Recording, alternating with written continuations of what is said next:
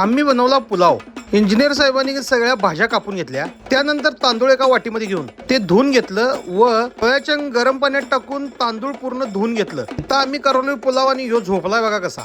त्यानंतर एका कढईत थोडंसं तेल आणि त्यामध्ये बटर टाकून घेतलं। तेल गरम झाल्यानंतर सगळे खडे मसाले टाकून घेतले। त्यानंतर बारीक चिरलेला कांदा पूर्ण परतून घेतला। हे सगळं राहुलच्या फ्लॅटवर चाललेलं। बारीक केलेल्या भाज्या टाकून घेतल्या आणि सोयाचंक पूर्ण नितळून घेतलं।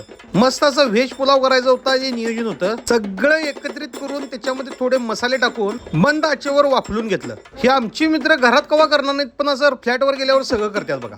हे सगळं नियोजन लावलेलं राहुल नाकीलनं। पूर्ण धुवून टाकलेला भात कणी सगळा असं परतून घेतला आणि सगळं एकजीव करून घेतलं आणि त्यामध्ये समप्रमाणात पाणी घातलं। पाणी घालून शिजून झाल्यावर असा मस्तपैकी गरमागरम पुलाव तयार झाला। आता पुलाव केलाय म्हटल्यानंतर आकाशराव कांदा कापण्यात व्यस्त झाले।